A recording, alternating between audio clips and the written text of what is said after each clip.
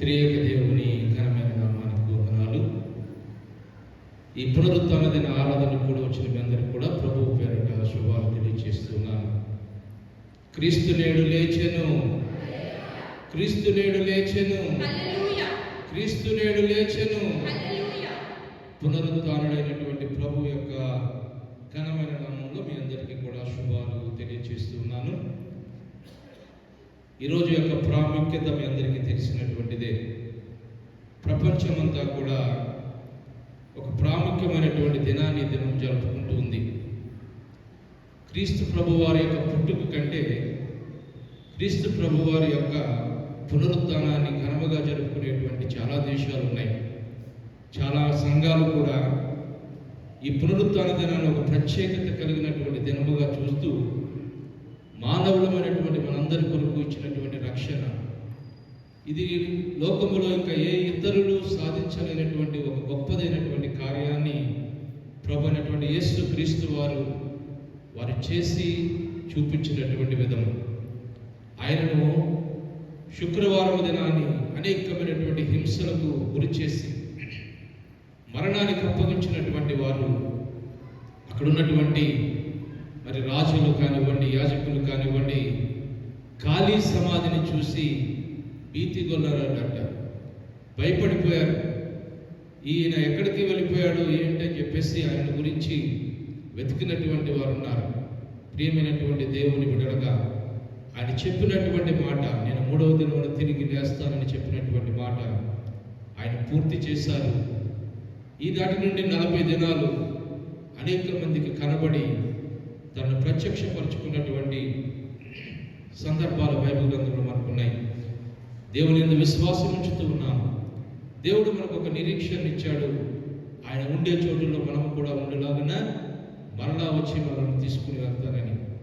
ఆయన 2వ రాకడ అనేటువంటిది రాబోతూ ఉంది. ఆ రాకడ కొరకు సిద్ధపడటమే మనకున్నటువంటి ఈ లోక సంబంధమైనటువంటి ప్రయాణం. దాన్ని గుర్తెరగకపోతే మనం ఎంతకాలం ఈ లోకంలో జీవించినా కూడా వ్యర్థము అనేటువంటి విషయాన్ని జ్ఞాపకం చేస్తున్నాను. మరి ఈరోజు ప్రత్యేకించి మరి మన మధ్యకు వర్తమానాన్ని అందించడానికి ఒక సహోదరిని మనం పిలిచాం.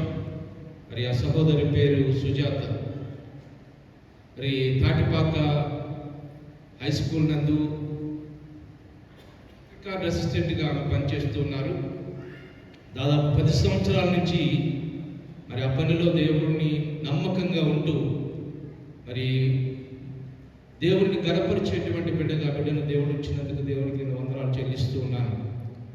మరి దేవుడు ప్రతి ఒక్కరిని కూడా ఒక ప్రత్యేకమైనటువంటి కారణంతో ఈ భూమి మీదకు పంపిస్తూ ఉన్నాడు. అది గుర్తెరిగినట్లయితే ప్రతి ఒక్కరూ కూడా ఎంతో ఉన్నతమైనటువంటి స్థానానికి వెళ్ళడానికి అవకాశం ఉంటుంది. దేవుడు ఎవరికి ఏమీ లోటు చేసేటువంటి వాడు కాదు. కానీ ఆయన పంపించేటువంటి భూమి మీద మానవులను సృష్టించేటువంటి విధానంలో ఆయనకు ఒక ప్రణాళిక ఉంది. ఆ ప్రణాళిక ప్రకారంగా ఎవరైతే నడుస్తూ ఉంటారో వారికి విజయం అనేటువంటిది దేవుడు అనుగ్రహించేటువంటి దేవుడు. వారు ఆదర్శప్రాయులుగా ఉంటూ ఉన్నారు. అనేక మందికి స్ఫూర్తిదాయకంగా ఉంటూ వారి జీవితాన్ని కొనసాగిస్తున్నటువంటి వారిని మనం ఎంతోమందిని మనం చూస్తూ ఉన్నాం. నేటి దినాలలో మనం చూసినట్లయితే మరి అనేక పరిస్థితులకు ఎదురొడ్డి నిలిచినటువంటి ఘనమైనటువంటి స్థితిలోనికి వెళ్ళినటువంటి వారిని మనం చూస్తూ ఉన్నప్పుడు మరి అన్ని అవయవాలు కలిగి చక్కగా ఆలోచించగలిగినటువంటి, చక్కగా నడవగలిగి ఎక్కడికంటే అక్కడికి వెళ్ళగలిగినటువంటి స్థితిలో ఉన్నటువంటి మనము మరి ఇంకా వెనుకబడిపోతూ ఉన్నామేమో అనేటువంటి ఆలోచన మనకు కలుగుతూ ఉంటుంది. కనుక కొన్ని విషయాలు మనం చూసి నేర్చుకునేటువంటి చాలా విషయాలు మన దగ్గర ఉంటూ ఉన్నాయి. వాటిని చూసి గ్రహించి మనము దేవుని కొరకు ఏ విధంగా మనం పాటుపడాలి అనేటువంటి ఆలోచన మనం కలిగి ఉన్నట్లయితే అది చాలా ప్రయోజనకరంగా ఉంటుందనేటువంటి విషయాన్ని మరి మనం జ్ఞాపకం చేసుకోవాలి. మరి దేవుని కొరకు ఏదైనా ఒక గొప్ప కార్యం చేయాలంటే ఆయనకు గొప్పవారు కావలసినటువంటి అవసరం లేదు. ఆయన గొప్పతనాన్ని నిరూపించేటువంటి సామాన్యులని దేవుడు ఏర్పాటు చేసుకుంటాడనేటువంటి సత్యాన్ని మనం జ్ఞాపకం చేసుకోవాలి. ఇది నేను ఒక వ్యక్తిని మీకు పరిచయం చేయాలని ఆశపడుతున్నారు. మరి యూట్యూబ్స్, మరి సోషల్ మీడియాలో మరి పరిచయం ఉన్నటువంటి ప్రతి ఒక్కరికి కూడా ఈ నిక్ విజిసిస్ అనేటువంటి ఒక ఆస్ట్రేలియన్ యువకుడు మీకు పరిచయం ఉండే ఉంటుంది. ఏం చేస్తారంటే ఆయన అనేకమైనటువంటి వీడియోలు చేసినటువంటి వ్యక్తి. మరి 1982వ సంవత్సరంలో మరి ఆస్ట్రేలియా దేశంలో ఆసుపత్రిలో మరి ఒక తల్లి ప్రసవానికి అని వెళ్ళినప్పుడు అక్కడ చాలామంది బంధువులు చేరారు అక్కడికి, హాస్పిటల్ దగ్గరికి. అందరూ కూడా అనుకుంటున్నారు పుట్టబోయే బిడ్డ ఏ విధంగా ఉండాలో చూడాలి అని చెప్పేసి అందరూ కూడా ఆతృత పడుతున్నారు. చాలా సంతోషంగా ఉన్నారు. మరి కొన్ని నిమిషాల్లో ఆ ఆసుపత్రి సిబ్బంది దగ్గర నుంచి ఒక వార్త వస్తుంది. ఒక కుమారుడు, ఒక కుమార్తె పుట్టారనేటువంటి వార్త వినాలని ఆ బంధువులంతా ఎదురు చూస్తున్నప్పుడు వారికి డాక్టర్స్ చెప్పారు, ఒక కుర్రవాడు పుట్టాడు. ఆ కుర్రవాడికి 2 చేతులు 2 కాళ్ళు లేవు, ఒక తల మొండెము మాత్రమే ఉన్నటువంటి ఒక కుమారుడు ఆమెకు జన్మించాడని చెప్పేసి వారి బంధువుకు చెప్పినప్పుడు అంతవరకు కూడా సంతోషంగా ఉన్నటువంటి తల్లిదండ్రులు, ఆ బంధువులందరూ కూడా ఒకసారిగానే వారందరూ కూడా మరి సనగటం మొదలెట్టారంట. వీళ్ళు ఏదో చాలా పాపకార్యాలు చేస్తూ ఉంటారు, అందుచేతనే వీరికి ఈ విధమైనటువంటి శాపం అనేటువంటిది వచ్చింది. 2 చేతులు లేవు, 2 కాళ్ళు లేవు, ఈ బిడ్డని జీవితాంతం ఎలా సాగుతారు, ఎక్కడైనా పడేసి వదిలించుకోవచ్చు కదా అని చెప్పేసి మరి ఆ కుమారుడు గురించి చెప్పినప్పుడు ఆ తల్లిదండ్రులు అలా చేయలేదండి. ఆ తల్లిదండ్రులు ఆ కుమారుడిని తీసుకుని వచ్చి చాలా అల్లారుముద్దుగా పెంచుకున్నారు. కానీ ఆ కుర్రవాడు ఎదుగుతూ తనున్నటువంటి పరిస్థితుల్లోనే తనకు తానుగా అన్ని పనులు చేయటం అనేటువంటిది అతను నేర్చుకున్నాడు. తలదూకోగలడు, వస్త్రాలు వేసుకోగలడు, ఎక్కడికైనా వెళ్ళగలడు, అన్నీ చేయగలిగినటువంటి సామర్థ్యాన్ని ఆ యువకుడు మరి సంపాదించినటువంటిదిగా మనం చూస్తూ ఉన్నాం. మరి అతనికి ఉన్న ఉద్దేశం ఏంటంటే జీవితంలో ఏదో ఒకటి సాధించాలి అనేటువంటి తపనతో ఆ పనులన్నీ కూడా అతను చేసుకునేవాడంట. కొన్నిసార్లు కష్టం అనిపించినప్పటికీ కూడా దేవుని యొక్క సహాయం కోరుకుంటూ ప్రతి పనిని కూడా అతను చేసుకుని స్వంతంగా తన కాళ్ళ మీద తను నిలబడినటువంటి యువకుడిగా అతన్ని ఈ దినాన్ని మనం జ్ఞాపకం చేసుకుంటూ ఉన్నాం. అతని యొక్క జీవిత చరిత్రను మనము కొన్నిసార్లు ఎక్కడైనా మనం పరిశీలన చేసినట్లయితే ఈరోజు అతను ఎలా బతుకుతాడు అని చెప్పేసి అందరూ అనుకున్నటువంటి వారు ఈవేళ అనేక మందికి ఉపాధి చూపించేటువంటి స్థాయిలో అతను నిలబడ్డాడు. అంటే అది దేవుని యొక్క కృప అని చెప్పేసి మనము నమ్మాలి. ప్రియమైనటువంటి దేవుని బిడ్డలుగా ఈ యవనస్తుల్ని ప్రభువులోనికి నడిపించాలనేటువంటి ఒక సంకల్పంతో అతడు అనేకమైనటువంటి దేశాలు తిరుగుతూ ఉన్నాడు. అనేక మందికి ప్రోత్సాహకరమైనటువంటి సందేశాలు ఇస్తూ వారిని ప్రభువులో నడిపించడానికి అతడు సిద్ధపడ్డాడు అనేటువంటి విషయాన్ని మనం జ్ఞాపకం. అతడు ఒక దేవుని యొక్క సేవకుడుగా అతను ఉన్నాడు, దేవుని యొక్క సేవ చేస్తూ ఉన్నాడు, ప్రతి చోటకి వెళ్తున్నాడు నిర్విరామంగా. అనేకమైనటువంటి దేశాలు తిరిగి అతడు అనేక మందికి మార్గదర్శకుడుగా, అనేక మందికి ఉపాధి కల్పించినటువంటి ఒక యవనస్తుడిగా ఉన్నాడనేటువంటి విషయాన్ని జ్ఞాపకం చేస్తూ ఉన్నాను. అతడు అనేటువంటి ఒక మాటను మనం జ్ఞాపకం చేసుకుంటే, నా ప్రభు అయినటువంటి యేసుక్రీస్తు ద్వారా మాత్రమే నేను సమస్తమును చేయగలుగుచున్నానని ఎప్పుడు కూడా చెప్తాడంట. అతను కాళ్ళు లేవు, మామూలుగా చేతులు లేవు, ఎక్కడికైనా వెళ్ళాలంటే వెళ్ళలేనటువంటి పరిస్థితి. అతను చెప్తూ ఉంటాడు, no arms, no legs, no worries. నాకు చేతులు లేవు, కాళ్ళు లేవు, నాకు చింతలు కూడా లేవు అనేటువంటి ఒక నినాదము అతని దగ్గర ఉందంటే అతడు దేవునిలో ఎంతగా సంతోషిస్తున్నాడు అనేటువంటి విషయాన్ని మనము జ్ఞాపకం చేసుకోవాలి.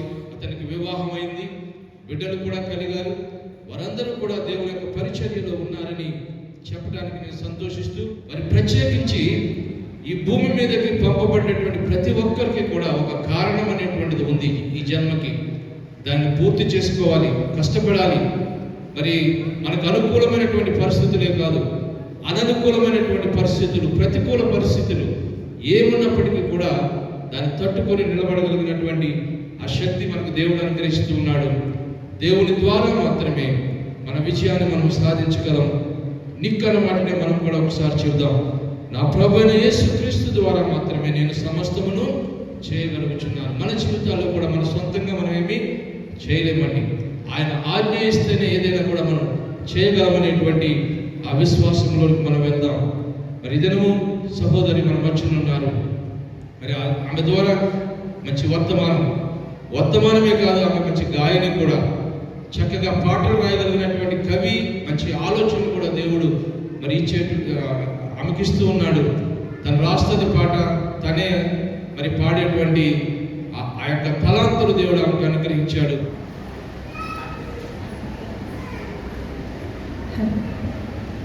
ఓకే అండి, మంచిది. ముందుగా మరి ఈరోజు పునరుత్థాన సందర్భాన్ని పురస్కరించుకుని మీ అందరికీ కూడా శుభాకాంక్షలు తెలియజేస్తూ ఉన్నాను.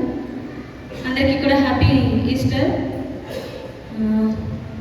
మరి ముందుగా నాకు ఈ అవకాశం ఇచ్చిన దేవాది దేవునికి కృతజ్ఞతాస్తుతులు చెల్లిస్తూ ఉన్నాను. అలాగే మరి సమయం ఇచ్చిన దైవజనులకు, సంఘ కాపరి గారికి ప్రత్యేకమైన వందనములు. మరి నన్ను ఇక్కడికి ఆహ్వానించినటువంటి నిర్మలా మేడం దంపతులకు కూడా నా యొక్క ప్రత్యేక వందనములు. అలాగే సంఘ పెద్దలకు మరియు స్త్రీల సమాజం వారికి మరియు యూత్ వారికి, ఇంకా ఉన్న ప్రతి వారికి కూడా మరి ప్రభు పేరిట వందనాలు తెలియజేస్తూ ఉన్నాను.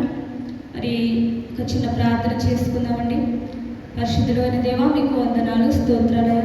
ఈ యొక్క పునరుత్థాన దినమునందు ఈ యొక్క సంఘంలో ప్రభా మరి బిడ్డల మధ్య కూడుకోవడానికి మీరు మాకు ఇచ్చిన ధన్యతను బట్టి స్తోత్రాలు ప్రభా. ఇప్పుడు నేనేమై మాట్లాడుతున్నాను ప్రభా, అవి కేవలం ప్రభా నీ యొక్క ఆత్మచేత నింపబడి మాకును అవసరమైన రీతిలో ప్రభా మాట్లాడినట్లుగా నీ ఆత్మను కుమ్మరించి సహాయం చేయండి ప్రభు. నీ మాటల ద్వారా ప్రభా మాలో ఉన్న లోపాలు సరిచేసుకుని మేము ఇంకనూ కూడా ఆత్మీయ జీవితంలో బలపరచబడినట్లుగా సహాయం చేయమని, ఇక్కడ ప్రభా కేవలం మీ ఆత్మ సంచారంను దయచేసి ప్రభా ప్రతి ఒక్కరూ కూడా నీ యొక్క జీవపు మాటలు హృదయం నిండా నింపుకుని వెళ్ళగలిగినట్లుగా సహాయం చేయమని యేసుక్రీస్తు ప్రభుల వారి నామమున అడిగి వేడుకుని ప్రార్థిస్తున్నాను తండ్రి, ఆమేన్. మంచిదండి. మరి ఈరోజు యొక్క ప్రాముఖ్యత మరి మనందరికీ తెలుసు. అయితే మరి దాని గురించి మాట్లాడుకునే ముందు, మనం వాక్యాన్ని వివరించుకునే ముందు కొద్దిపాటి నా సాక్ష్యాన్ని కూడా మీకు తెలియపరచాలని ఆశ కలిగి ఉన్నాను. ఎందుకంటే నా సాక్ష్యం కూడా మరి మీకు మీ యొక్క ఆత్మీయ జీవితంలో మరి మేలును పొందడానికి సహాయం పడవచ్చునని నేను దేవుని చేత ప్రేరేపించబడి ఉన్నాను. కాబట్టి మరి నా సాక్ష్యం కూడా కొద్ది నిమిషాలు చెప్తాను, తర్వాత మనం వాక్యాన్ని వివరించుకుందాం. అయితే మరి సంఘ కాపరి గారు చెప్పారు, నా పేరు సుజాత, మాది తాటిపక్క గ్రామం. అయితే నేను తాటిపక్క గ్రామంలోనే పుట్టాను, కానీ ఎక్కువ మరి కాలం నేను అక్కడ పెరగలేదు. మరి చదువుకోవడానికి వివిధ ప్రదేశాలకు నేను వెళ్ళవలసినటువంటి పరిస్థితి వచ్చింది. కాబట్టి నేను మరి చాలా చోట్ల వెళ్ళి చదువుకున్నాను. అయితే నాకు 2 తమ్ముళ్ళు ఉన్నారు. వారు బాగానే ఉన్నారు, కానీ నాకు మాత్రం ఈ సమస్య ఉంది. మరి నేను పుట్టినప్పుడు మా తల్లిదండ్రులు చాలా సంతోషించారు, కానీ నాకు అప్పుడు పూర్తిగా అంటే ఒక కన్ను కనిపించేది, ఒక కన్ను ప్రాబ్లం వచ్చిందనమాట. అయితే దీనిని బట్టి మా తల్లిదండ్రులు ఎంతగానో దుఃఖపడేవారు. మరి వచ్చిన వాళ్ళందరూ కూడా మరి ఇందాక చెప్పారు కదా, ఏ పాపకార్యాలు చేశారో కానీ వీళ్ళకి ఇలాంటి పిల్లలు పుట్టారని చెప్పి అందరూ అనడం చాలా నిరుత్సాహపరిచారు. అయితే మా అమ్మ వాళ్ళు ఎంతో దుఃఖపడుతూ ఏం చేయాలి, ఎక్కడ ప్రయోజనంగా ఉంటుంది, ఎక్కడికి తీసుకువెళ్ళాలని చాలా ఆలోచన చేస్తూ ఉన్నప్పుడు చాలామంది చాలా సలహాలు చెప్తూ ఉండేవాళ్ళు. మీరు అక్కడికి తీసుకువెళ్తే కళ్ళు కనబడతాయి, ఇలా అని ఎన్నో చెప్తూ ఉండేవాళ్ళు. అయితే మరి మా వాళ్ళు కూడా, మా నాన్నగారు టైలరింగ్ చేసేవాళ్ళు. వచ్చినటువంటి డబ్బులు అప్పట్లో మరి మాకు చాలా ఎక్కువగా పని ఉండేది మా నాన్నగారికి. కాబట్టి మాకు డబ్బుకి ఏమీ ఇబ్బంది లేదు. ఎంత కావాలన్నా ఏం కావాలన్నా కొనుక్కోగలిగే స్థితిలోనే మేము ఉన్నాము. దేవుడు మమ్మల్ని అట్టి స్థితిలోనే ఉంచారు. కాబట్టి వచ్చిన డబ్బులన్నీ కూడా నా కోసం ఖర్చు పెట్టి చాలా చోట్ల తిప్పారు మా నాన్నగారు. ఎన్నో హాస్పిటల్స్ తీసుకువెళ్ళారు. మరి బాబాలు, స్వామీజీలు చాలా మరి తీసుకెళ్ళడం జరిగింది. మరి మీరు చాలాసార్లు వినే ఉంటారు, తునిలో దేవుడమ్మని కూడా కదా, చాలాసార్లు విన్నారు. అలాంటి చోట్ల కూడా నన్ను తీసుకెళ్లారు.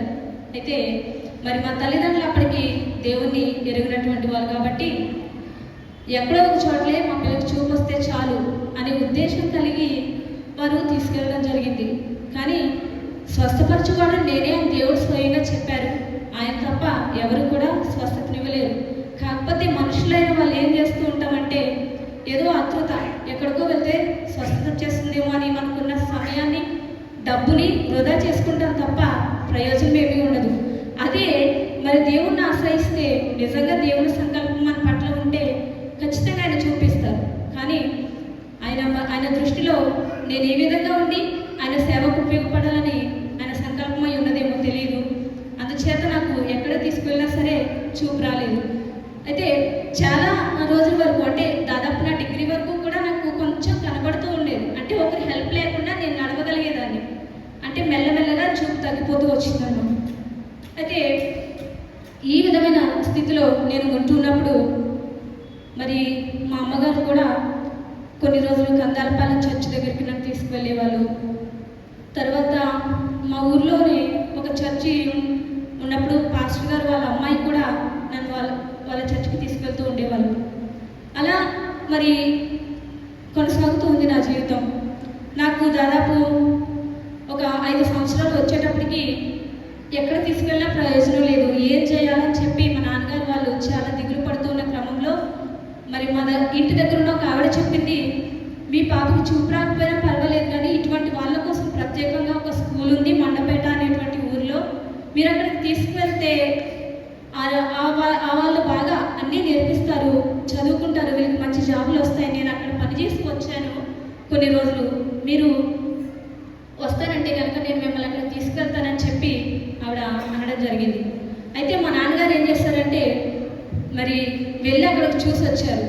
చూసి వచ్చిన తర్వాత ఇంకా ఇంతకంటే మంచి ఏమైనా ఉన్నాయేమో అని చెప్పి మా నాన్నగారు చాలా ఊర్లు తిరిగారు. అప్పటికి మరి తిరిగి బ్లైండ్ స్కూల్ ఎక్కడెక్కడ ఉన్నాయి, ఏది బాగుంటుంది అని చెప్పి చాలా తిరిగిన తర్వాత చివరికి నన్ను మండపేట అనే స్కూల్లో జాయిన్ చేశారు. నిజంగా నేను మా తల్లిదండ్రులు బట్టి చాలా సంతోషపడుతున్నానండి ఈ రోజున. ఎందుకంటే దేవుడు నాకు ఎంతో మంచి తల్లిదండ్రులను ఇచ్చారు. నాలాంటి వాళ్ళని మామూలుగా ఇంట్లో పెట్టుకొని చూడటమే కొంచెం కష్టం అనుకుంటున్నారు ఈ రోజుల్లో. అలాంటిది నా కోసం మరి మా వాళ్ళు ఎంతో కష్టపడి డబ్బులన్నీ వెచ్చించి, పైగా నేను చదువుకోవడానికి అన్ని ఊర్లు తిరిగి ఎక్కడ స్కూల్ ఉంది, ఎక్కడైతే బాగా చదువుకుంటారు వీళ్ళు అని చెప్పి అవన్నీ కూడా చూడడం, మరి చూసి తర్వాత నన్ను అక్కడ జాయిన్ చేయడం జరిగింది. నిజంగా దేవుడికి నేను హృదయపూర్వకంగా కృతజ్ఞతలు తెలియజేస్తున్నాను. ఇంత గొప్ప తల్లిదండ్రులను, ఇంత గొప్ప కుటుంబాన్ని నాకు ఇచ్చినందుకు.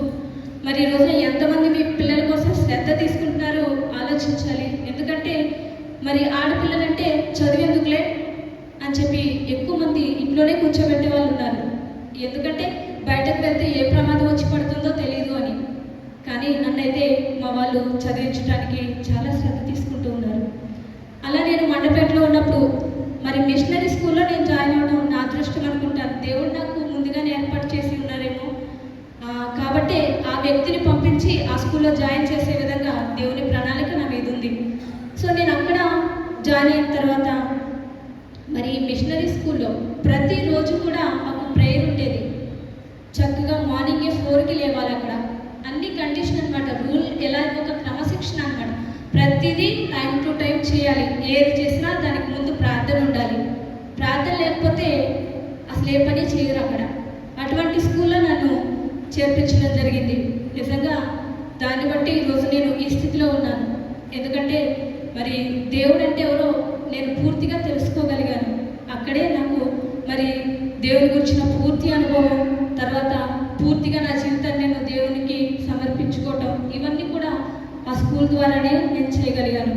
కాబట్టి మరి నిజంగా నాకు ఎంతో మరి ఆ స్కూల్లో అక్కడ ఉన్నటువంటి స్టాఫ్ కానీ, టీచర్స్ కానీ అందరూ మమ్మల్ని ఎంతో ప్రేమించేవాళ్ళు.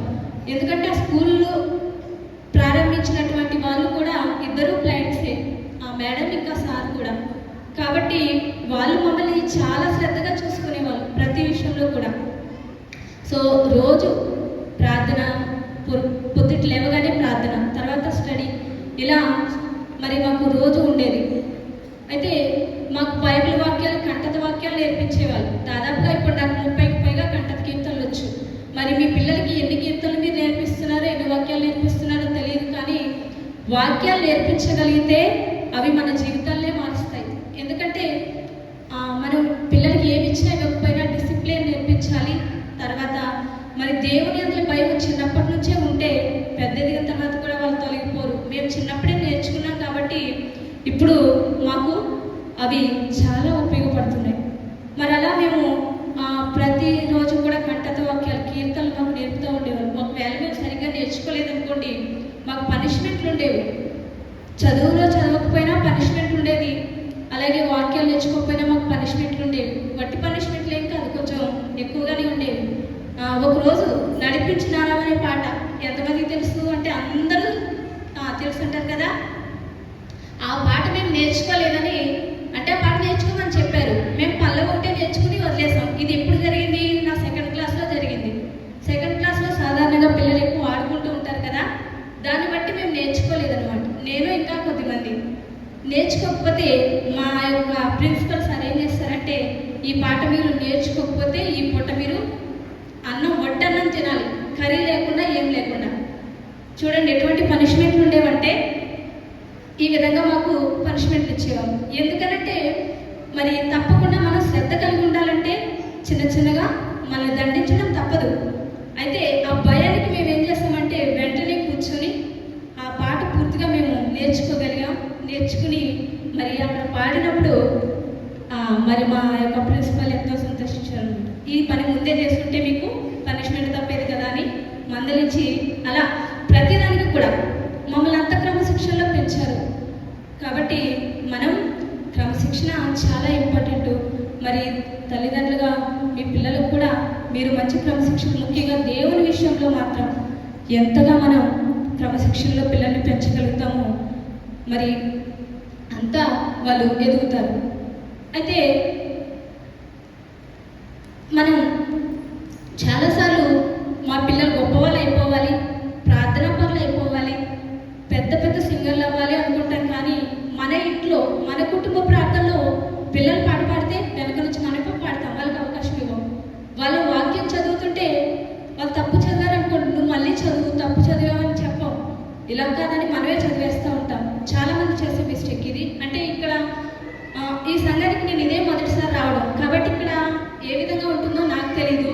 గతంలో నేను వెళ్ళినటువంటి సంఘాల్లో అంటే నేను చూసిన కుటుంబాల్లో పరిస్థితులు ఇక్కడ చెప్తున్నాను.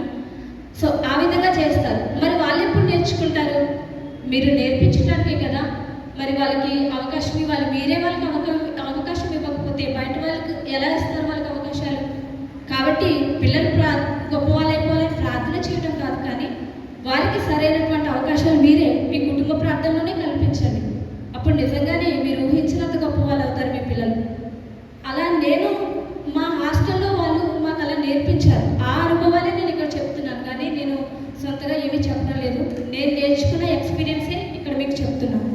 కాబట్టి ఆ విధంగా తర్వాత మరి హైయర్ ఎడ్యుకేషన్స్కి నేను హైదరాబాద్ వెళ్ళి అక్కడ చదువుకుని తర్వాత దేవుడి దయ వల్ల మరి నాకు 2010లో జాబ్ వచ్చింది. అప్పటి నుంచి ఇప్పటి వరకు కూడా నేను మరి ఆ యొక్క జాబ్లో కొనసాగుతూ ఉన్నాను. నాకు మంచి స్టాఫ్ కూడా ఉన్నారు. ఇప్పుడు ప్రతి విషయంలో వాళ్ళకి ఎంతో హెల్ప్ చేస్తూ ఉంటారు. అయితే నేను చాలాసార్లు అనుకునేదాన్ని, అందరూ ఇంటి దగ్గర నుండి చక్కగా చదువుకుంటున్నారు, మరి మాకైతే హాస్టల్లో ఉండి మేము ఇలా చదువుకోవాల్సి వస్తుంది అని అనుకునేవాళ్ళం. అలా అనుకుని మేము చాలాసార్లు ఇంటికి వచ్చేద్దాము అని చెప్పి సెలవులకు వచ్చినప్పుడు మరి మేము మళ్ళీ హాస్టల్కి వెళ్ళాం, ఇక్కడే ఉంటాం అని చెప్పి అంటే మా అమ్మ వాళ్ళు కూడా మరి వదిలేదు మమ్మల్ని. ఇక్కడే ఉంటే మీకు చదువు ఎలా వస్తుంది, తర్వాత నేను ఎవరు పట్టించుకోరు, ఇప్పుడు నీకేం తెలియదు, పెద్దదానం అయ్యాక పరిస్థితులన్నీ అర్థమవుతాయి, కాబట్టి నువ్వు హాస్టల్లో ఉండి చదవాలని నాకు చాలా మంచి విషయాలు మా అమ్మ వాళ్ళు చెప్తూ ఉండేవాళ్ళు. అయితే ఇప్పుడు మా అమ్మగారు లేరు అనుకోండి, ఆవిడ చనిపోయారు, కానీ ఎన్నో విషయాలు ఆవిడ మాకు చెప్తూ ఉండేది. తర్వాత మా హాస్టల్లో కూడా చాలాసార్లు మీరు తిండి కోసం కానీ ఇతర విషయాల కోసం కానీ ఆలోచిస్తే మీకు చదువు రాదు, మీరు అలా వెళ్ళిపోవాలనుకుంటే ఇంటికి వెళ్ళిపోవచ్చు, కానీ ఇక్కడున్న క్రమశిక్షణ పాటిస్తూ చదువుకున్నారంటే రేపు భవిష్యత్తులో మరి మిమ్మల్ని దేవుడు చాలా దీవిస్తాడు అని చెప్పి మోటివేట్ చేసి మమ్మల్ని చాలా వాళ్ళు తమ సొంత పిల్లలా చూసుకున్నారు. మా యొక్క టీచర్స్ అందరూ కూడా నిజంగా మరి ఇంత మంచి వారిని మాకు ఇచ్చినందుకు దేవునికి నేను ఎంతగానో కృతజ్ఞతలు చెల్లిస్తూ ఉన్నాను. అటువంటి మరి గొప్ప భాగ్యం దేవుడు నాకు ఇచ్చారు. అయితే నాకు ఎప్పుడైనా చూపు లేదు అనే బాధ ఇంచుమించుగా నేను ఎప్పుడు కూడా పడలేదు. ఎందుకనంటే నేనున్నటువంటి పరిస్థితుల్లో చాలా మటుకు చూస్తే ప్రతి విషయంలోనూ నాకు చాలా సమస్య ఉంటుంది. ఎందుకంటే ఎక్కడికైనా వెళ్ళాలంటే ఎవరొకరు ఉండాలి, ఏదైనా పని చేయాలంటే ఎవరొకరు ఉండాలి. కానీ అన్నీ మా సొంతగా చేసుకునే అలవాటు నేను నేర్చుకున్నాను. దాన్ని కేవలం దేవుడి దయవల్ల మాత్రమే, దేవుడు ఇచ్చిన జ్ఞానం ఉపయోగించుకుని మేము ఆ రీతిగా ఉండడానికి దేవుడు మాకు సహాయం చేశారు. అంతే తప్ప మరి మాలో ఏం లేదు. మమ్మల్ని దేవుడు ఇటు రీతిగా ఉంచారంటే దేవుని పని కొరకు మేము సృజించబడ్డామన్నదే సామెత్ర గ్రంథంలో ఒక మాట ఉంటుంది. ప్రతి వస్తువు దాని దాని పని నిమిత్తం చేయబడింది. అది మనిషి అయినా, లేకపోతే ఇతర వస్తువు అయినా, ఇంకా చెట్టు చేమలైనా, ఏదైనా సరే ప్రకృతిలో ప్రతిదీ కూడా ఏది వ్యర్థమైంది కాదు. ప్రతి దానికి ఒక పర్పస్ ఉంది. అదే దేవుని సృష్టి, అదే దేవుని క్రియేటివిటీ. కాబట్టి నేను దాన్ని ఖచ్చితంగా విశ్వసిస్తాను. మరి బలహీనులే దేవుడు ఎన్నుకుంటాడు, కొరింథీ పత్రికలో రాసినట్లుగా. కనుక దాన్ని నేను ఎప్పుడు కూడా నాకు ఎప్పుడైనా ఇబ్బంది కలిగిస్తే ఒకటే అనుకుంటాను, ప్రతిదీ దాని దాని వస్తువు ప్రకారం దేవుడు చేస్తానని చెప్పారు కదా, బలహీనలే దేవుడు ఎన్నుకుంటానని చెప్పారు కదా, ఎంతో మంచి వాగ్దానం ఇచ్చినప్పుడు మళ్ళా నేను ఎందుకు ఇలా బాధపడుతున్నాను అని చెప్పి అనుకుంటూ ఉంటాను. ఎందుకంటే నాకు చాలాసార్లు చాలా విధాలుగా మాట్లాడే వాళ్ళు ఉంటారు. ప్రతిదానికి చులకన చేస్తూ మాట్లాడే వాళ్ళు ఇప్పటికీ కూడా మా లైఫ్లో చాలామంది ఉంటూ అడుగడుగునే ఎదురవుతారు. కానీ ఉంటాను, దేవుడి మీదే నమ్మకం ఉంచుతాను, దేవుడు నన్ను నడిపిస్తాడు అని. కాబట్టి ఈ రోజున దేవుడు నాకు చక్కగా పాటలు రాయగలగడానికి జ్ఞానం ఇచ్చాడు. దేవుడు నేను చాలాసార్లు అడిగాను, నేను వ్యర్థంగా ఉండకూడదు, ఏదో రూపంలో నీ పని కొరకు నేను వాడబడాలి. మరి ప్రతి వస్తువు దాని పని నిమిత్తం చేయబడింది అన్నావు కదా ప్రభువా, మరి నేనెందుకు చేయబడ్డానో నాకు తెలియాలి కదా, అసలు నీ కొరకు నేను ఏం చేయగలుగుతాను అని చెప్పి ప్రార్థన చేసినప్పుడు దేవుడు మరి నాకు చక్కగా పాటలు రాయగలగడానికి, పాడడానికి మంచి స్వరం ఇచ్చారు, జ్ఞానం ఇచ్చారు. దాన్ని బట్టి నేను స్తుతిస్తూ ఉన్నాను. మరి సోషల్ మీడియాలో నేను ఒక ఛానల్ని క్రియేట్ చేసి దాని ద్వారా సువార్తను అందిస్తూ ఉన్నాను, వాక్యాలు చెప్తూ ఉంటాను. అలాగే నేను రాసిన పాటలన్నీ కూడా అందులో పెడుతూ ఉంటాను. అంతేకాకుండా రీసెంట్గా మేము ఒక ఆల్బమ్ కూడా చేయడం జరిగింది దేవుని పనిలో భాగంగా. మరి అది కూడా దేవుని కృప వల్లే నేను చేయగలిగాను. అలాగే ఒక పాటల పుస్తకాన్ని కూడా నేను రాశాము, అది కూడా దేవుని కృప వల్లే మేము ప్రింట్ చేయించగలిగాము. ఇలా అనేక రీతిలుగా దేవుడు చాలా చోట్ల నన్ను సాక్ష్యానికి చెప్పడానికి, పాటలు పాడడానికి చాలా చోట్ల నన్ను దేవుడు పిలుచుకుంటూ ఉన్నారు. ఇంకా నా దేవుని పరిచర్యలో నేను ఇంకా వాడబడాలి. అంతేకాదు దాదాపుగా నేను ఇతర భాషల్లో కూడా దాదాపు 26 భాషల్లో నేను ఇతర భాషల్లో పాటలు నేర్చుకున్నాను. అవి కూడా నేను పాడుతూ ఉంటాను. అయితే ఇది నా గొప్పతనం ఏం కాదు, కేవలం దేవుడు నాకు ఇచ్చినటువంటి ఆధిక్యత అంతే. దేవుడు నాలో లేకపోతే నేనేమి కాదు, సున్నా, నాలో ఏం లేదు. ప్రభు నాలో ఉంటేనే ఇవన్నీ చేయగలను నేను, అంతే. కాబట్టి ప్రభువు నన్ను నడిపించారు. అటు రీతిగానే నేను ఈరోజున ముందుకు వెళ్తున్నాను. మరి నా కొరకు ప్రార్థించండి, మా కుటుంబం అంతా రక్షించబడాలి, మా కుటుంబం కొరకు కూడా ప్రార్థించండి. ఇప్పుడు మరి మనం కొద్ది నిమిషాల పాటు చదువుకున్నటువంటి వాక్య భాగాల గురించి కొన్ని మాటలు మనం వివరించుకునే ప్రయత్నం చేద్దాం. వాక్యం చెప్పేటప్పుడు నేనైతే ఒక మాట ఖచ్చితంగా చెప్తున్నాను, నేనైతే మిమ్మల్ని చూడలేదు, మీరు మాట్లాడుతున్నారు, ఏం చేస్తున్నారు నాకేమీ తెలియదు. కానీ మీరు ఒక్కటే గుర్తుపెట్టుకోండి, దేవుడు మమ్మల్ని చూస్తున్నాడు అని మాత్రం గ్రహించి వాక్యం వినండి. మీరు మాట్లాడితే నాకు కాదు, దేవునికే సమాధానం చెప్పాలి.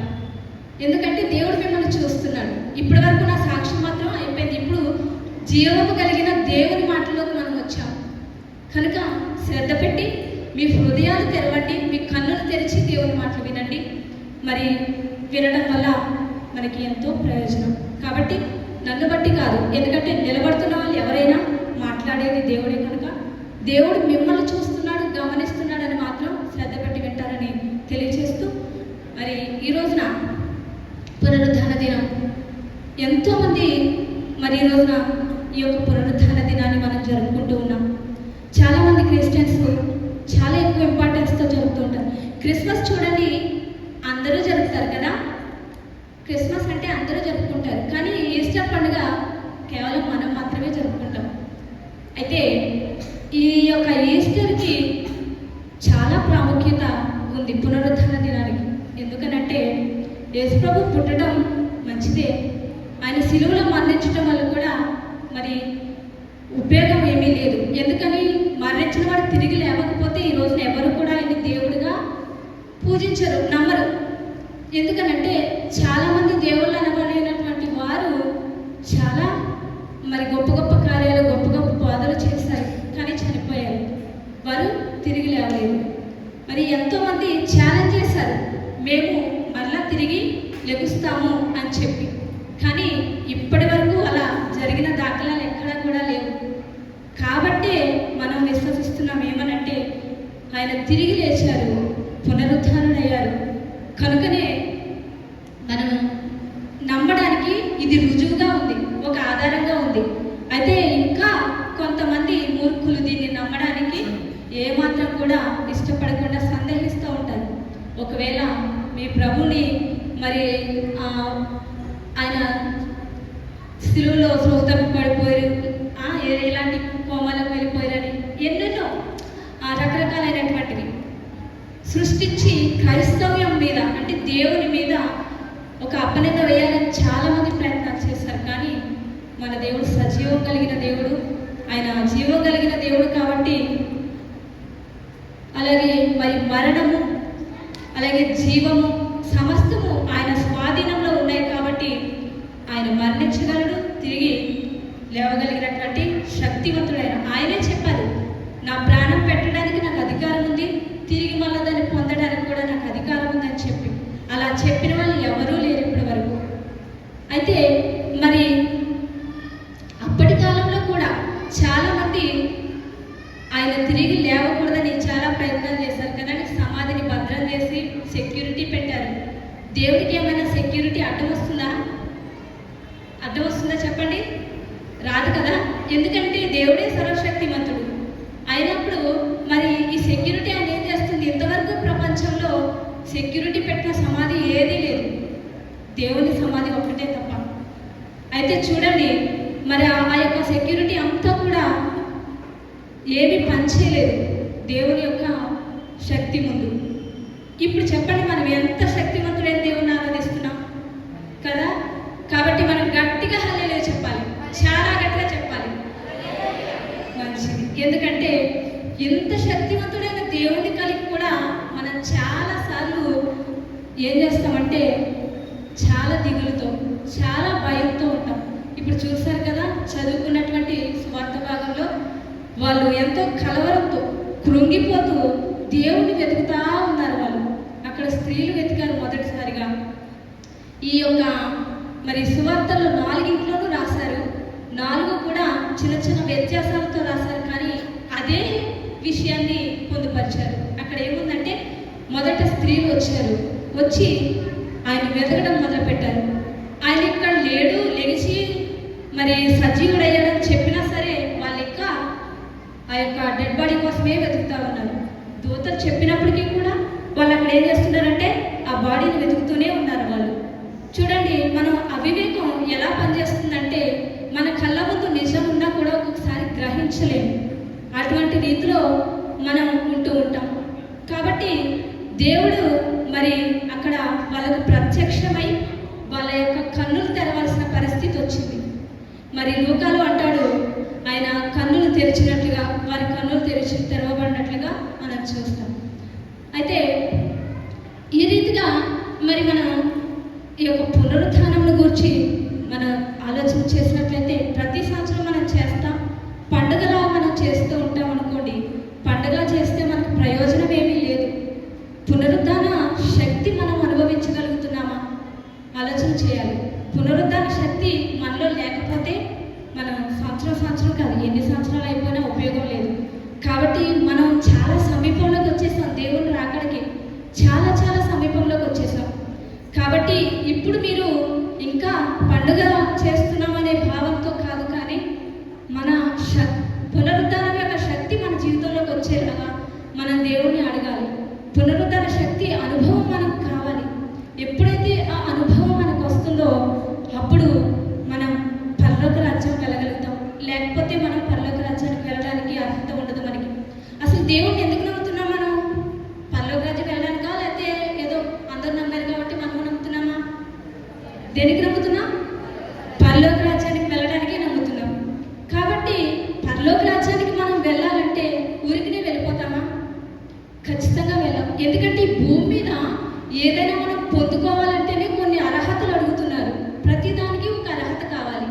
ప్రూఫ్ కావాలి.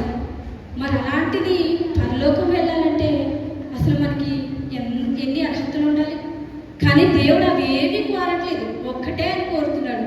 హృదయపూర్వకంగా మీరు నన్ను ఆరాధించండి, పరిశుద్ధంగా జీవించండి, వాక్యానుసారంగా జీవించండి అంటున్నాడు ఆయన. ఏం అడగట్లేదు, వాక్యానుసారంగా జీవించమని చెప్తున్నాం. కానీ మనం ఏం చేస్తున్నాం? వాక్యాన్ని పక్కన పెట్టేసి మన ఇష్టం వచ్చినట్లుగా మనం బ్రతికేస్తూ ఉన్నాం. మరి అలా బ్రతికితే పరలోక రాజ్యం మనం ఎంతవరకు వెళ్ళగలుగుతాం? నమ్మకం ఉందా ఖచ్చితంగా మేము వెళ్తామని? ప్రతి ఒక్కరు కూడా ఆలోచించండి. దయచేసి ఇది నా మాటలు కాదు, బైబిల్ చెప్తున్న మాటలు, దేవుని మాటలు. ఎవరైనా ఖచ్చితంగా మేము పరలోకం వెళ్ళిపోతామని నమ్మకం ఉందా? నాతో సహా. ఎందుకంటే వాక్యం రెండు వైపులా ఖడ్గం ఉన్నటువంటిది. ఇది మీకే కాదు, చెప్తున్న నాకు వర్తిస్తుంది కదా. చెప్పగలరా ఎవరైనా? చెప్పలేము. ఎందుకనంటే ఇంకా మనలో సరి చేసుకోవాల్సిన లోపాలు చాలా ఉన్నాయి. కాబట్టి ఈ పునరుద్ధరణ దినం మనం మనలో ఏమేమి ఉన్నాయో సరి చేసుకునే ప్రయత్నం చేద్దాం. ఒకవేళ ఈ వాక్యం మా కోసమే చెప్పారు అని మీకు అనిపిస్తే ఖచ్చితంగా దేవుడిని అడగండి, సరి చేయబడడానికి దేవుని సహాయం కోరండి. నాతో సహా నేను కూడా. అందరము దేవుని ముందు సమానమే, ఎవరు ఎక్కువ కాదు తక్కువ కాదు. కాబట్టి ఈ రోజున పునరుత్థాన మరి ఆదివారం రోజున మనం ఎంతవరకు వాక్యానుసారంగా ఉంటున్నాం, ఎంతవరకు మనం దేవునికి లోబడి ఉంటున్నాం, అసలు పునరుత్థానంలో అనుభవం మనకి ఎలా వస్తుందో కొన్ని మాటలు మనం చూసుకుంటూ వెళ్దాం. మరి చూసాం కదా, కొరింథీయులకు రాసినటువంటి పత్రికలో మనం చదువుకున్నాం. ఈ శరీరం ఏంటంట? క్షయం అనేటువంటిది. ఇది ఏం చేస్తుందంట? అక్షయం అనేటువంటి శరీరం ధరించుకుని పునరుద్ధానాన్ని పొందుతుందంట. అదే మరి అధ్యాయం మొదటి నుంచి చివరి వరకు, అంటే ఇప్పుడు అన్ని చెప్పడానికి సమయం లేదు కనుక మీరు ఇంటికి వెళ్ళి చూడండి. అక్కడ ఏమంటుందంటే, క్రీస్తు మృతుల్లోంచి లేపబడ్డాడు కాబట్టి ఈ సువార్తను మేము మీకు ప్రకటిస్తున్నాము అని చెప్పి పౌలు గారు ప్రారంభిస్తూ అంటారు. ఎందుకంటే అప్పటి కొరింథీయుల సంఘంలో కూడా చాలామంది పునరుద్ధానం గురించి నమ్మలేరు. నమ్మకపోతే వీరికి ఏ విధంగానైనా సరే దేవుని యొక్క వాక్యాన్ని చెప్పాలి, పునరుద్ధానుడైనటువంటి యేసును ప్రకటించాలనే ఉద్దేశంతో పౌలు గారు చెప్తూ వచ్చారు. మన అధ్యాయం మొత్తం చదివితే చాలా విషయాలు మీకు తెలుస్తాయి, చాలా పెద్ద అధ్యాయం ఉంటుందని. కాబట్టి ఆయన చెప్తూ అంటారు, పునరుద్ధానం ఉంది అని మీరు నమ్మకపోతే మీరు చెప్పేదంతా అబద్ధమైపోతుంది. యేసు ప్రభు లేచాడన్నది అబద్ధమైపోతుంది. దేవుడు అబద్ధమాడేవాడు కాదు. కాబట్టి ఆయన మృతుల్లో నుంచి లేచాడు, ఇది మీరు నమ్మాలి అని ఆయన చెప్తున్నారు. ఈరోజు మనం నిజంగా నమ్ముతున్నామా దేవుడు లేచాడని? ఎందుకంటే చాలామంది మేము చూడలేదు కదా అంటే, కొంతమంది వాక్యం తెలియని వాళ్ళు ఎవరు చూసారండి లేచారో లేదో ఇలా వాదిస్తూ ఉంటారు. ఎందుకంటే అప్పుడప్పుడు మమ్మల్ని అడుగుతూ ఉంటారు చాలామంది, మీరు ఇలా పాటలు పాడుతున్నారు, ఇలా వాక్యం చెప్తున్నారు కదా, మరి అప్పుడు జరిగే సంగతి ఏంటో మీకు తెలుసా? వాళ్ళు రాశారు కాబట్టి మీరు చెప్పేస్తారు కదా అంటూ ఉంటారు. కానీ దేవుడు వాక్యము రుజువులతో సహా చూపించాడు మనకి. వాక్యం రుజువులు ఉన్నాయి, చరిత్రాత్మకమైన రుజువులు కూడా ఉన్నాయి. ఖాళీ సమాధి ఇప్పుడు దేవుని యొక్క పునరుద్ధానంను చూపిస్తూ ఉంది అందరికీ. అయినా సరే చాలామంది నమ్మలేకపోతున్నారు. అయితే మరి అది వాళ్ళ ఇష్టం, ఎందుకంటే వాళ్ళు దేవుని నమ్మలేకపోతే ఖచ్చితంగా నరకానికే వెళ్తారు కాబట్టి. అయితే మరి ఇక్కడ చెప్తున్నటువంటి విషయం ఏమిటంటే, మన యొక్క దేవుడు మరి ఏ విధంగా మృతుల్లోంచి లేపబడ్డాడో ఆ అనుభవం మనలోకి రావాలి అంటే మొదటగా మనం ఏం చేయాలంట? దేవుడు లేపబడినట్లుగా మనము లేపబడేటువంటి అనుభవంలోనికి రావాలి. ఈ అనుభవం మనకి ఎలా వస్తుంది అని అంటే, ఒకసారి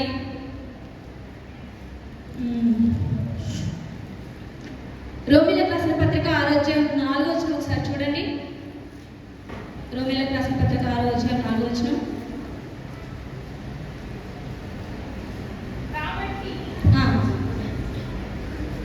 చదవండి.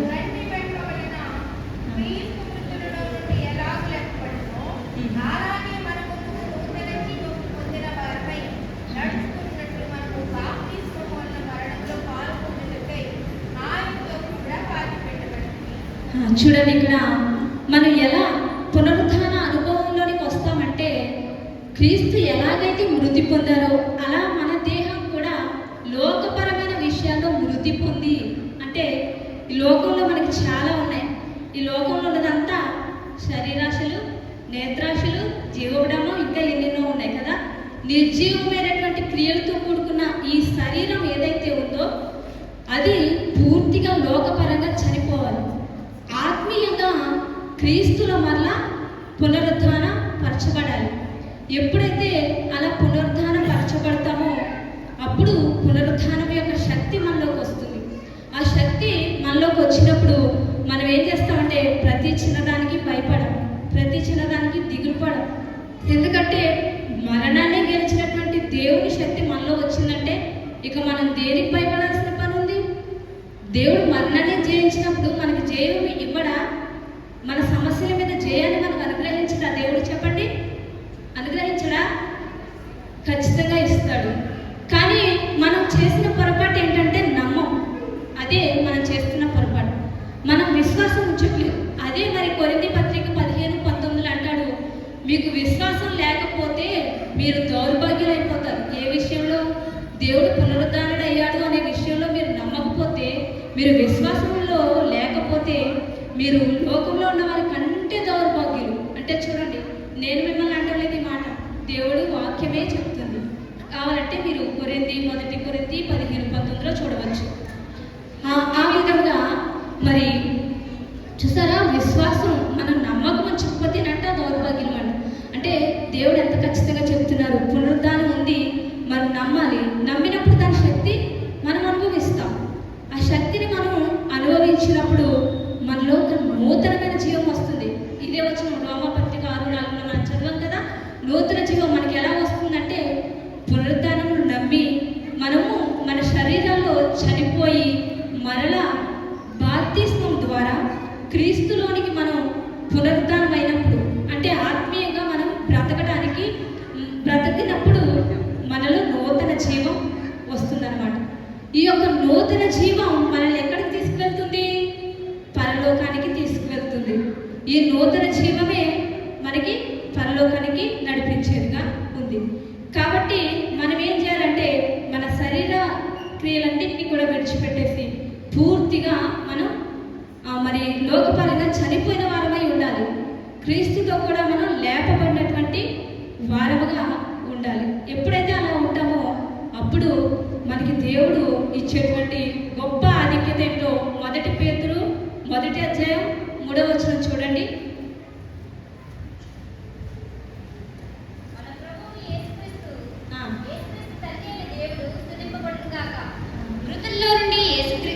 మృతుల్లో నుండి యేసుక్రీస్తు తిరిగి లేచడం వలన జీవంతో కూడిన నిరీక్షణ మనకు కలుగునట్లు, అనగా అక్షయమైనదియు నిర్మలమైనదియు వాడపారనిదియునైన స్వాస్థ్యము మనకు కలుగునట్లు ఆయన తన విశేష కనికరము చొప్పున మనలను మరలా జన్మింపజేసెను. చూసారండి, ఇక్కడ అక్షయమైనది, జీవముతో కూడినటువంటిది, వాడబారినటువంటి ఒక స్వాస్థ్యము దేవుడు మనకి అనుగ్రహిస్తూ ఉన్నాడు. ఇది ఊరికనే వచ్చేది కాదు. పునరుత్థాన అనుభవంలోనికి మనం వచ్చినప్పుడు అప్పుడు దేవుడు మనకి ఇది అనుగ్రహిస్తూ ఉంటాడు. ఈ భూమి మీద మనకి ఇది లేదు, అది లేదు అని చాలా బాధపడుతూ ఉంటాం. అందరికి అన్నీ ఉన్నాయి, అందరూ అన్నీ కొనుక్కుంటారు, నాకు ఏమీ లేదు, నేనేమి కొనుక్కోలేదు, ఇలా బాధపడుతూ ఉంటాం.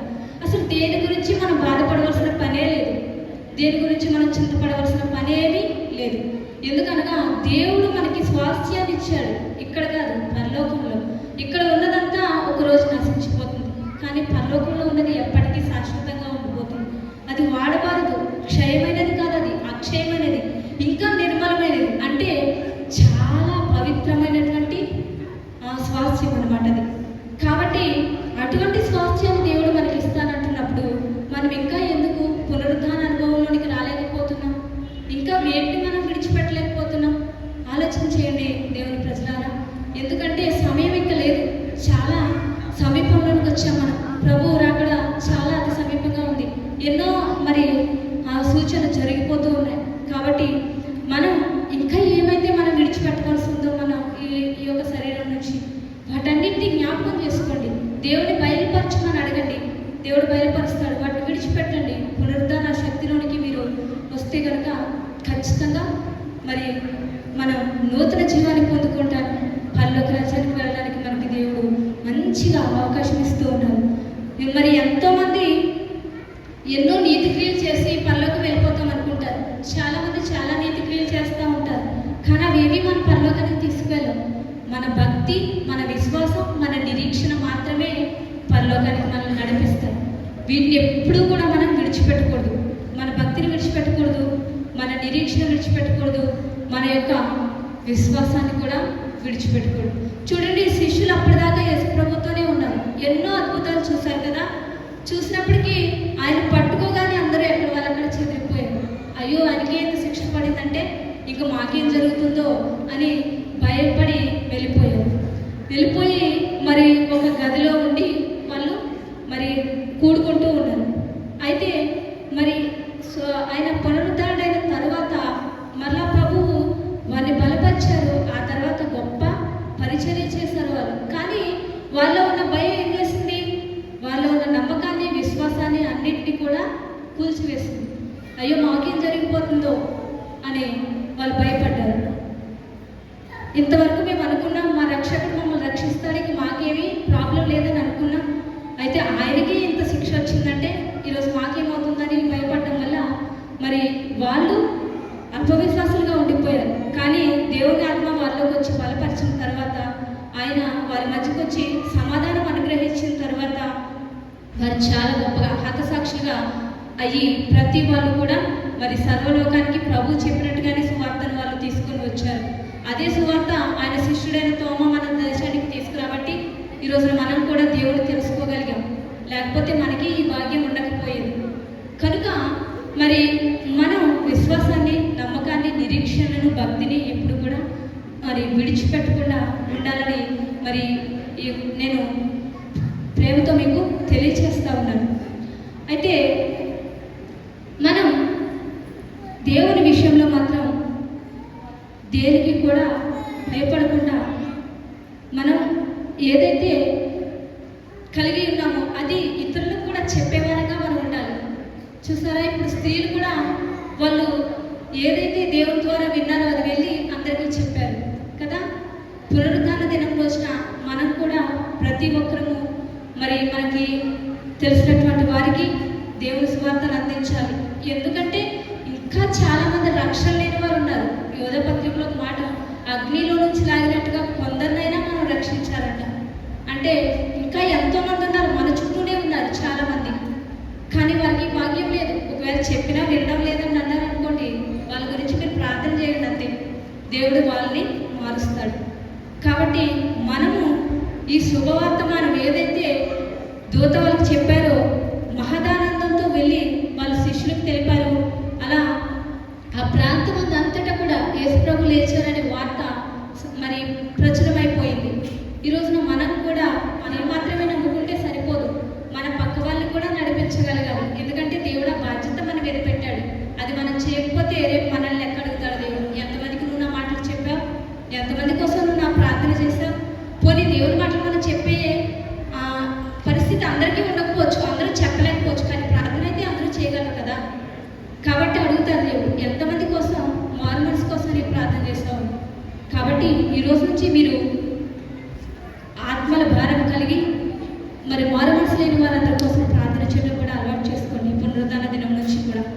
కనుక మనం పండుగలా మరి చేయకుండా పునరుద్ధాన శక్తి అనుభవాన్ని మనం పొందుకుందాం. అలాగే మరి మన భక్తిని, విశ్వాసాన్ని మనం కాపాడుకుంటూ ఉందాం.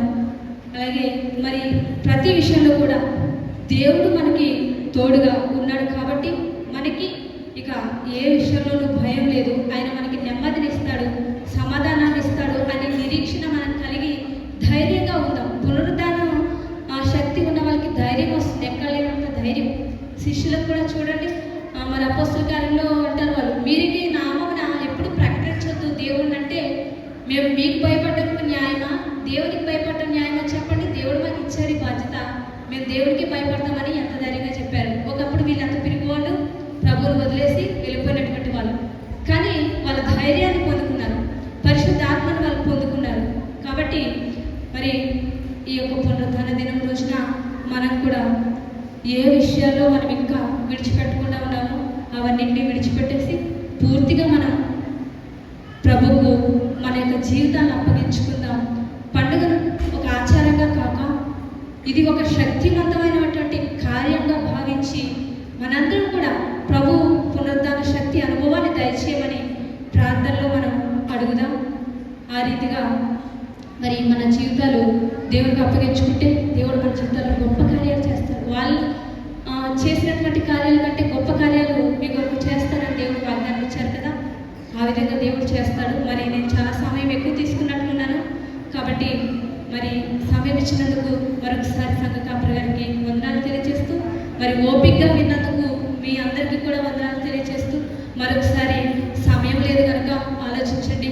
పూర్తిగా మీరు బాప్తిసం పొందిన వాళ్ళు ఎవరైనా ఉంటే ఇప్పుడే సమయం వేస్ట్ చేయొద్దు, త్వరగా బాప్తిసం తీసుకోండి. ప్రతి శరీర క్రియలు విడిచిపెట్టండి. క్రీస్తులో ఆత్మ పునరుద్ధానాన్ని మొదట పొందండి. తర్వాత పరలోక రాజ్యంలో దేవుని మరి రాకల్లో మృతుల పునరుద్ధానంలో కూడా మనం నిత్య జీవానికి దాటిపోయే వారంగా ఉంటాం కనుక అలా మీరందరూ ఉండాలి, మనందరూ ఉండాలని ప్రభు పేరిట ప్రేమతో తెలియజేస్తున్నాం. ఎంతసేపు కూడా మంచి స్ఫూర్తిదాయకమైనటువంటి సాక్ష్యంతో కూడిన వర్తమానాన్ని దేవునికి వినటానికి అవకాశం కలిగింది. మరి దేవుడు ప్రేమించి ఇచ్చినటువంటి మంచి సమయంలో ప్రియ కుమార్తె ద్వారా మనము మంచి వర్తమానం కూడా మనం వినగలిగాం. ఎంచేతనంటే మానవుడు చాలా ఆలోచించవచ్చు, నేను అది చేయగలను ఇది చేయగలను అని చెప్పేసి తన గురించి తాను ఆలోచించుకోవచ్చు. కానీ దేవుని యొక్క సహకారం లేకపోతే మనం ఏమీ చేయలేము ఈ లోకంలో. మరి దేవుడు మనకు సహాయం లేనిదే ఒక క్షణమైనా కూడా మనం గడపలేము. తన సాక్ష్యంలో చెబుతుంది, మరి మంచి తల్లిదండ్రులను ఆమె పొందుకుంది. అలాగే మరి ఆ తల్లిదండ్రులు ఆ బిడ్డను క్రమశిక్షణలో పెంచినటువంటి తీరు, మరి చదువుకోవడానికి వారు పడినటువంటి తాపత్రయం అన్నీ కూడా ఆమె యొక్క సాక్ష్యంలో మనం విన్నాం. మరి దేవుడు మనకు చెప్తున్నటువంటి మాటను మనం జ్ఞాపకం చేసుకున్నట్లయితే, మరి ప్రపంచంలో మనము ఏమి కలిగి ఉన్నామంటే దేవుని కలిగి ఉన్నామనేటువంటి గర్వం తప్ప ఇంకేమీ కూడా మనకు ఉండకూడదు. మనకున్నటువంటి ఆస్తులు కాదు, మనకున్నటువంటి సంపాదన కాదు, మనకున్నటువంటిది ఏది కూడా మన తోటి రాదు. అది మనం దేవుని కలిగి ఉన్నటువంటి సమయము, దేవునితో మనం గడిపినటువంటిది, దేవునితో నిత్యము ఉండేటువంటి ఆ స్థాయికి మనం తీసుకుని వెళ్తుందనేటువంటి విషయాన్ని మనం జ్ఞాపకం చేసుకోవాలి. మరి మీకందరికీ కూడా తెలిసినటువంటి విషయాన్ని చెప్పి నేను ముగించాలనుకుంటున్నాను. ప్రపంచంలో ఒక గొప్పదైనటువంటి సంఘటన జరిగింది ఒకసారి. దాదాపు 100 సంవత్సరాల క్రితం అనుకుంటాను. టైటానిక్ ఓడ అనేటువంటిది. అందులో ప్రయాణం చేయాలని చాలామంది ఊబిళ్ళూరారు. అందులో 3 కోటీశ్వరులట. వారికి బోళ్ళంత ధనం ఉంది, అనేకమైనటువంటి సంపద ఉంది, మంచి భవంతులు ఉన్నాయి. వారి ప్రయాణం ఏమిటంటే ఒక టైటానిక్ ఓడలో ఒక ఫస్ట్ క్లాస్ టికెట్ తీసుకుని వారు ప్రయాణమై వెళ్ళాలని చెప్పేసి వారు వెళ్తూ ఉన్నారు. కానీ సముద్రపు మధ్యలో ఓడ పగిలిపోయింది. మరి చాలామంది ప్రాణాలతో బయటపడినటువంటి వారు లేరు. ఈ 3 కోటీశ్వరుల్లో ఒకడు వెళ్ళి, నా దగ్గర ఉన్నటువంటి ధనాన్నంతటిని కూడా నీకు ఇస్తాను. కెప్టెన్ దగ్గరికి వెళ్ళాడంట. నా దగ్గర ఉన్నటువంటి ధనాన్నంతటి నీకు ఇస్తాను, నీకేం కావాలో చెప్పు, కానీ నన్ను సురక్షితంగా ఒడ్డుకు చేర్చు అని చెప్పేసి అక్కడ కెప్టెన్ని ప్రాధేయపడి అడిగినటువంటి సంఘటన మరి వారిని జ్ఞాపకం చేస్తున్నారు. చాలా కన్నీటితో అతడు వేడుకున్నాడట, నన్ను ఏదో రకంగా ఒడ్డుకి చేర్చు అని చెప్పేసి. మరి మనం ఆలోచన చేస్తే మరణము సమీపించినప్పుడు మనం సంపాదించుకున్నటువంటి ఆస్తులు మనకు కూడా రావు. మనం కూడబెట్టుకున్నది ఏది మనం కూడా పట్టుకుని వెళ్ళలేము. కానీ మనము దేవుని దగ్గర ఉండటానికి స్థిరమైనటువంటి నివాసం మనం కలిగి ఉన్నామా లేదా అని ఆలోచన చేయాలి. అతని ఇంటి దగ్గర బోలెడు ధనరాశులు ఉన్నాయి, అతని ఇంటి దగ్గర బోలంత సంపద ఉంది, వెండి ఉంది, బంగారం ఉంది, అతనికి కావలసినటువంటి పలుకుబడి ఉంది. కానీ ఆ నడి సముద్రంలో అతన్ని రక్షించేటువంటి వారు ఎవరూ లేరు. కనుక మనము మన జీవితాన్ని మనం ఆలోచన చేసినట్లయితే మనకు అనేకమైనటువంటి భౌతికమైనటువంటి వాటిని చూసి మనం గర్వపడుతూ ఉంటాం. అవేమీ కూడా ప్రయోజనకరమైనటువంటివి కాదు. దేవుని ఎవరైతే నమ్ముకుంటూ ఉన్నారో, ఎవరైతే ఆయన హృదయంలో దేవునికి స్థానం ఇస్తూ ఉన్నారో, వారు మాత్రమే రక్షింపబడేటువంటి అవకాశాన్ని దేవునిస్తూ ఉన్నాడు. మరి అనేకమైనటువంటి విషయాల చేత మన హృదయాలు నింపుకుంటున్నామేమో, కానీ దేవునికి ఒక చిన్న స్థానాన్ని ఇవ్వకుండా మనం ఎన్ని సంపాదించుకున్నప్పటికీ కూడా, ఏమి చేసినప్పటికీ కూడా శాంతి సమాధానాలు అనేటువంటివి మనకు ఇవ్వవు. పాపం ఆ దినాన్ని ఆ యొక్క ధనవంతుడు అనుకుని ఉంటాడు, నేను చాలా సంతోషంగా ఈ దేశం నుండి ఆ దేశానికి వెళ్ళి అక్కడ వ్యాపారంలో లేకపోతే వారికి కావలసినటువంటి వారిని కలుసుకోవాలని ఒక ఫస్ట్ క్లాస్ టికెటే కొన్నాడు అతను.